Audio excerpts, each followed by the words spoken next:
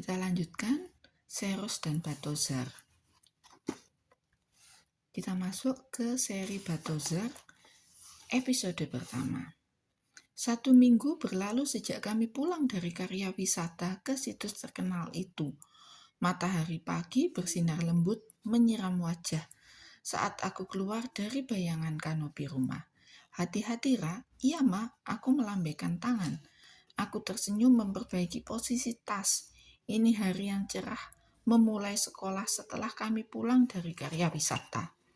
Jangan lupa titipan Mama yang masih berdiri di ambang pintu berseru. Iya, aku balas berseru tertawa. Itu yang kedua kalinya Mama mengingatkanku soal nanti pulang sekolah mampir ke rumah makan dekat perempatan kota. Mama menyuruhku membeli rendang favoritnya.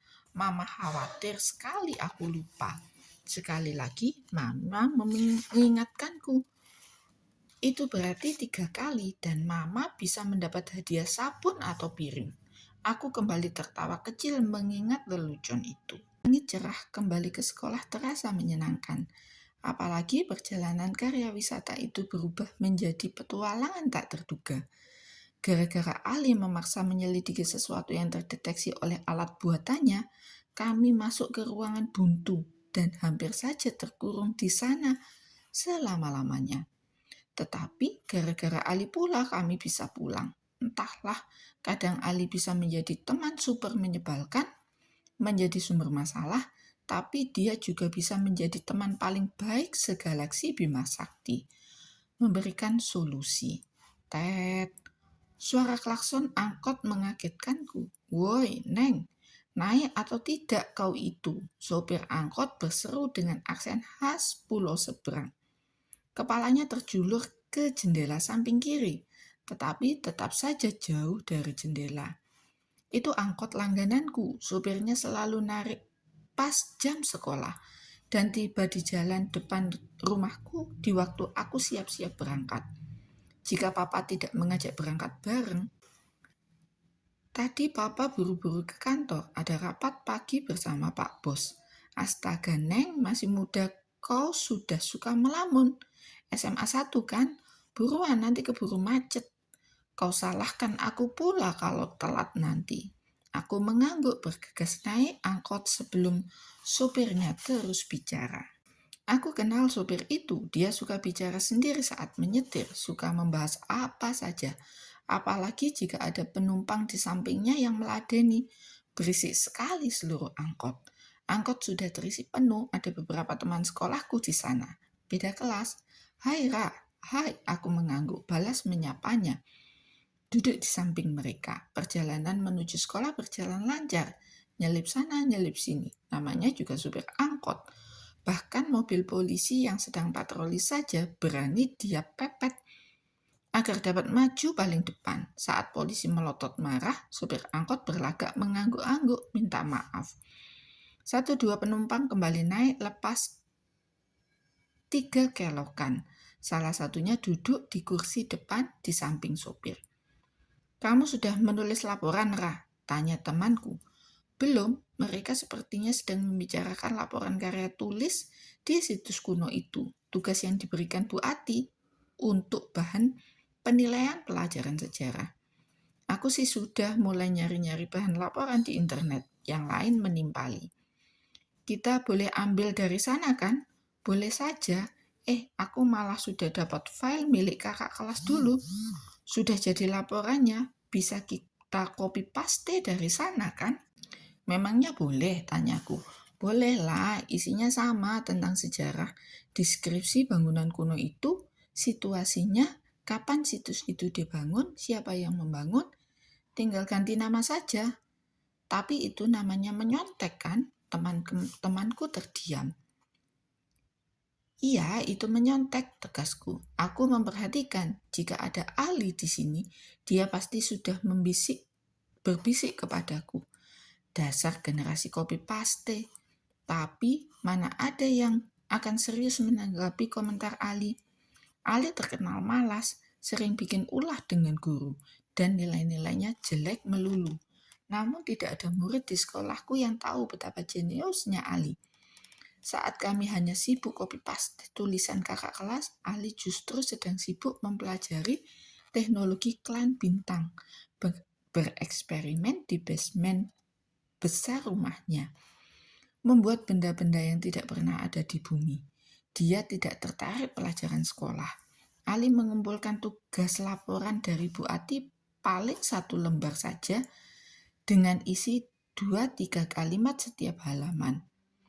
Bab pembukaan, bab pembahasan, dan bab penutup.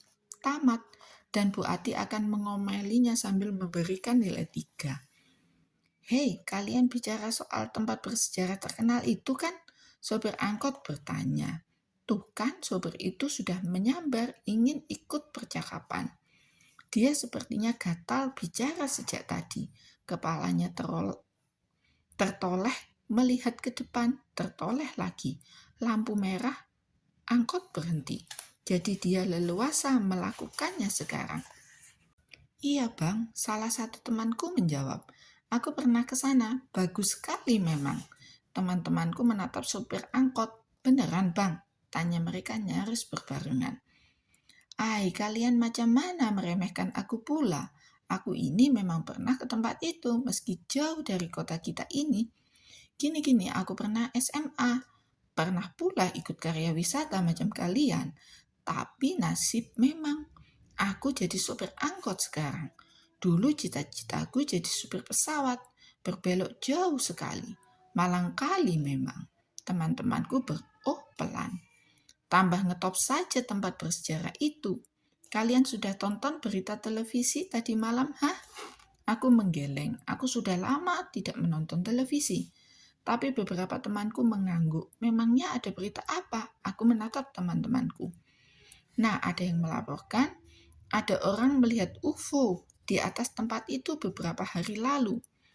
Aku tengok beritanya tadi malam. Sopir angkot menjawab lebih dulu. UFO, dahiku terlipat. Kau tak tahu apa itu UFO? Ah, anak zaman sekarang. Cuma tahu main game saja. Alien, itulah maksudku. Piring terbang. Aku tahu itu. Aku membela diri. Maksudku, aku tidak tahu ada berita itu. Ada UFO terbang di atas tempat bersejarah. Kau baru tahu beritanya? Oh, yang itu.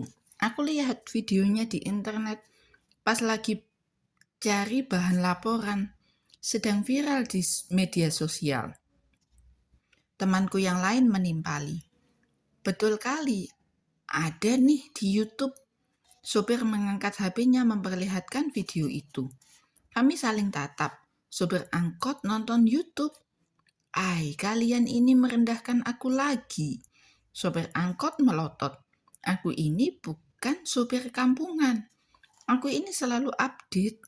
Kalau taksi online itu boleh mobil angkot, sudah kudaftarkan pula angkotku ini. Omong-omong, kalau ku tengok videonya, UFO yang satu ini tidak macam piring, tapi lebih mirip bola. Ah, macam mana ini? Sejak kapan UFO jadi kayak belanga menanak nasi? Aku tahunya selama ini bentuknya piring. Yang ini UFO-nya bang.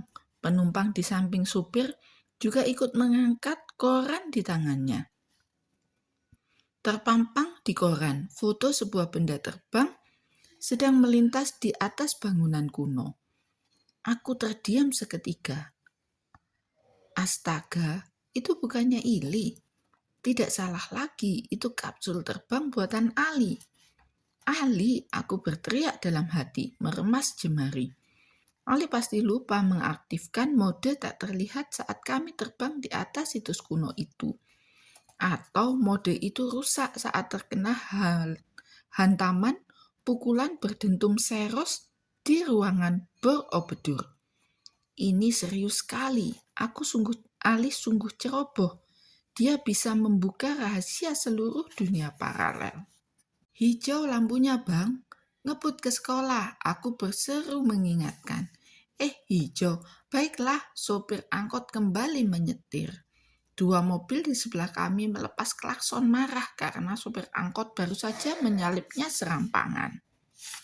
Kita lanjut episode kedua seri Batozar.